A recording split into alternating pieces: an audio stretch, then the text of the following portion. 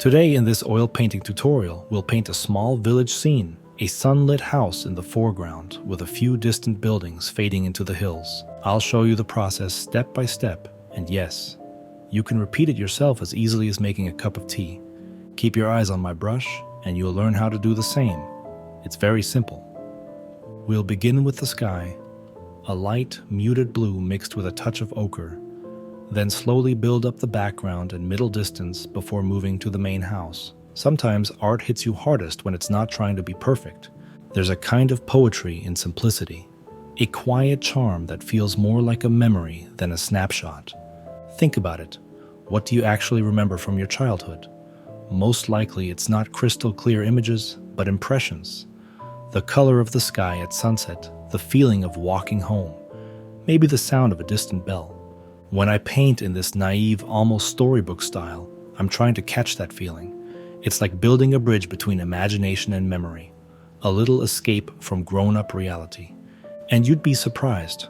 Sometimes a childlike painting can be way more honest than a polished masterpiece. When things get too detailed, too perfect, it can feel a bit cold, like you're just showing off technique.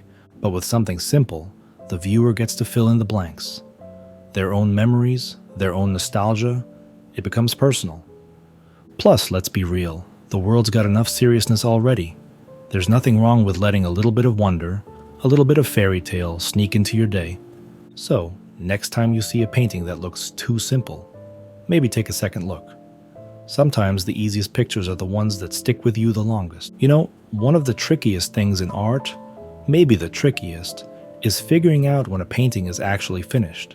People ask me all the time, how do you know when to stop? Don't you ever want to just keep fixing and tweaking things? Honestly, yeah, I do. Sometimes I have to physically pull myself away from the easel, or I'll end up painting over the same spot for days. There's this weird urge, especially if you care about what you're making, to chase just a little bit better. Maybe one more highlight here, maybe darken that shadow, maybe smooth out that edge. It's endless. I call it the one last touch syndrome, and trust me, it's contagious. I know artists who have redone the same painting for months, always feeling like it's almost there but never quite done. I think a lot of it comes from fear. Fear of making a mistake at the last minute, fear of showing something imperfect, or just fear of letting go. Because the moment you say, okay, it's finished, you're opening yourself up to judgment. From others, but especially from yourself. And it feels safer to stay in the work in progress stage, where anything is still possible and nothing is set in stone. But the truth is, perfection is a mirage. There's no such thing as a perfect painting, and the ones that try too hard to get there usually end up looking stiff, overworked, or just tired. Some of my best pieces, or at least my favorite ones, are the ones I finished a little sooner than I felt ready. There's a kind of energy in leaving a few rough edges, a few honest marks. It's like in music. Sometimes the song is better with a tiny bit of noise, a real human touch, instead of being polished to death. One thing that helps me is giving myself a deadline. Even if it's a fake one, I'll tell myself, all right, today's the day. When the clock hits 6, I put the brush down, no matter what. It sounds simple, but just having that boundary can free you up to make decisions instead of agonizing over every detail. And sometimes when you come back the next day with fresh eyes, you realize it was already done. Or maybe that little mistake actually makes the whole painting work. Another trick? Turn the painting to the wall for a few days, then look at it again. If you don't immediately see anything wrong, you're probably done. Or try showing it to someone who knows nothing about art. If they say, wow, that's great, and your first instinct is to start explaining what's not right, that's a sign you might just be overthinking. I think it's also about trust. Trusting your process, trusting that you've learned enough to call it done, and trusting that there will always be another canvas. Sometimes you just have to say, good enough is good enough, and let it go. And hey, if you really can't let it go, you can always start a new version. I've done that plenty of times. Finish one painting, then immediately jump into a new one with all the ideas I missed on the last. Honestly, I think finishing a painting is an act of courage. You're drawing a line saying, this is who I am right now. Maybe I'll grow. Maybe I'll do it differently next time, but today this is enough. And that's something to be proud of. So, if you find yourself stuck in the endless cycle of just one more change, remember, sometimes the real art is in knowing when to stop. And every painting you finish, even if it doesn't feel perfect, is a step forward, not just in skill, but in confidence. If you've got your own tricks for letting go, or if you're battling the never-finished curse, share it in the comments. I'd love to hear your stories, and maybe learn a new way to finally put the brush down. Let's talk about something every artist deals with, even if nobody likes to admit it: comparing yourself to others, especially in the age of Instagram. It's wild how, with just a few swipes, you can go from feeling inspired to totally discouraged. There's always someone out there making bigger paintings, getting more likes, or selling more work. Sometimes it feels like everyone else has it all figured out, and you're just spinning your wheels. Honestly, I've fallen into this trap more times than I can count. There have been days when I scrolled through my feed and thought, man, what am I even doing? Look at that technique, that color, those ideas. Why do I even bother? And for a while, it really gets to you. The little voice in your head starts whispering, maybe you're just not talented enough. Maybe you started too late. Maybe you should just give up. Whenever I catch myself getting stuck in the comparison loop, I try to shift my focus. Instead of asking, why can't I paint like them? I ask, what is it about their art that grabs me? Is it the colors, the freedom, the stories they tell? And then I use that as inspiration to push my own work a little further. Not to copy, but to grow. It helps to remember that nobody else has your story, your eyes, your way of seeing the world. Even if two artists use the same reference or the same technique, the results will be completely different. That's the magic of it. I also try to be kinder to myself. Easier said than done, I know. I celebrate small wins, remind myself of how far I've come, and keep track of my own progress, not just the likes or followers. And honestly, sometimes the best thing you can do is just log out for a bit, paint something just for yourself, and reconnect with why you started in the first place. Envy and comparison aren't evil. They're just signs that you care, that you want to grow. Use them as fuel, not as reasons to quit.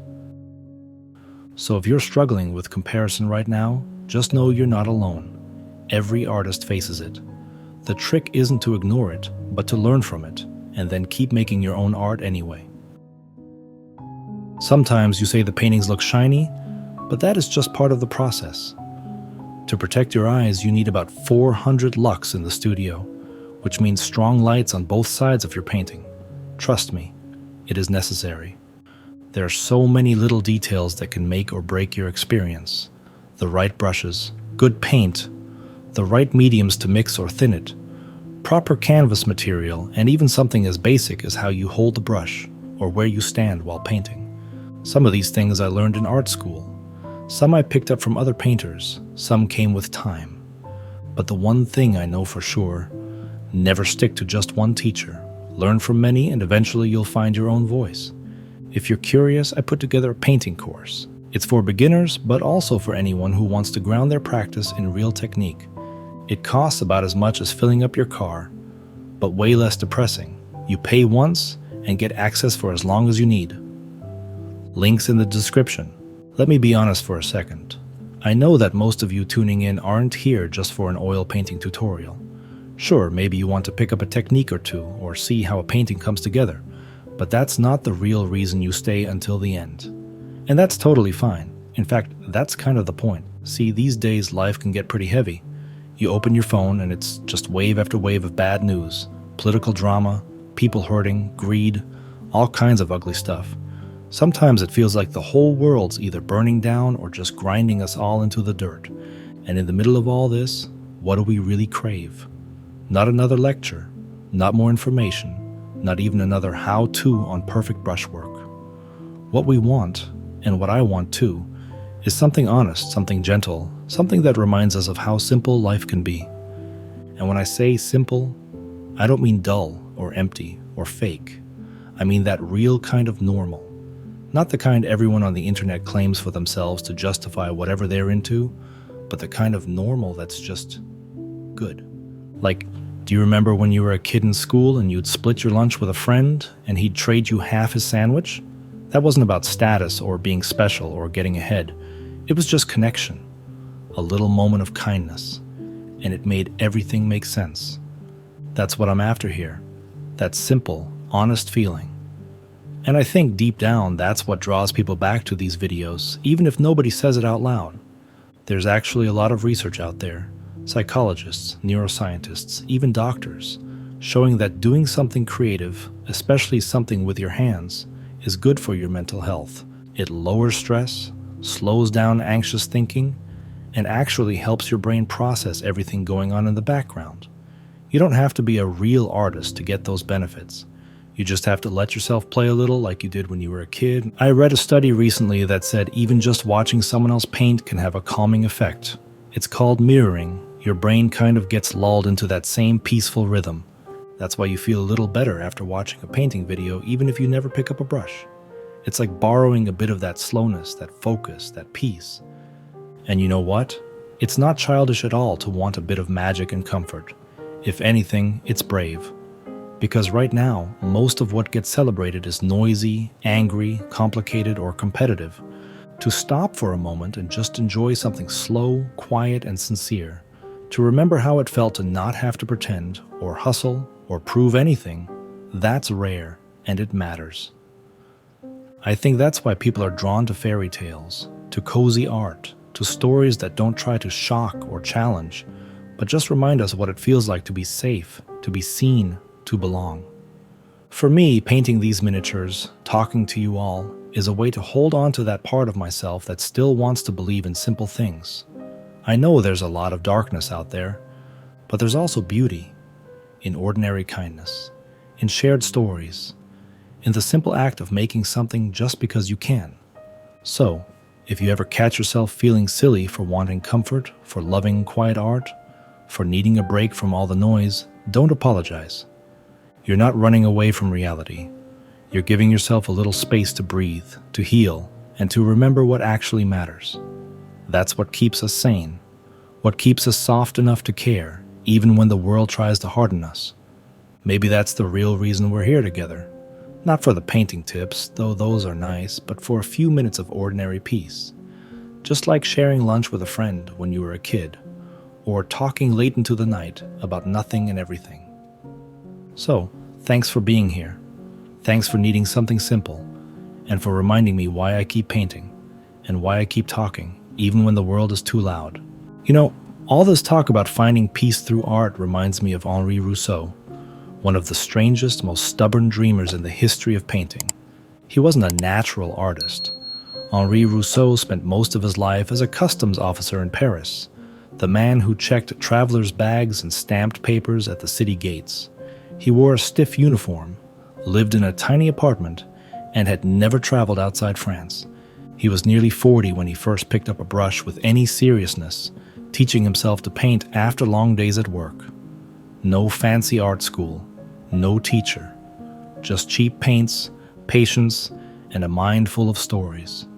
He painted after dark under a single lamp in a cramped room that smelled of oil and old bread. Sometimes his daughters would fall asleep in the next room, listening to him talk to his canvases. Rousseau's first paintings were clumsy, with flat colors, strange proportions, and wild, dreamlike scenes, especially those lush jungles and big-eyed animals that he pieced together from botanical gardens, postcards, and newspaper clippings. He'd never seen the jungle. His Paris was gray, noisy, and rough. But in those paintings, he built his own world. Vines curling into the corners, tigers prowling, storms gathering behind impossible leaves. Critics made fun of him. Friends avoided showing his work at exhibitions. Once, at the Salon des Indépendants, his painting of a lion in the jungle was mocked so hard that Rousseau left the gallery in tears. Still, he came back year after year, and yet he kept painting and painting and painting. Not for fame, but because it brought him something nobody else could give, a sense of home. They threw him a banquet, called him Le Douanier, the customs officer, and raised glasses in his honor. For the first time, Rousseau wasn't just tolerated, he was celebrated. And here's the thing, Rousseau's real masterpiece wasn't just his paintings. It was his refusal to let the world's noise drown out his own quiet, stubborn joy. He found peace not by escaping his life, but by transforming it with a brush, night after night, until the world he needed finally took root, right there on the canvas. So if you ever doubt whether art can give you back a little piece of yourself, remember Rousseau, you don't have to fit in or impress anyone to find home. Sometimes it's enough to keep painting, even in the dark, and let your own jungle slowly grow.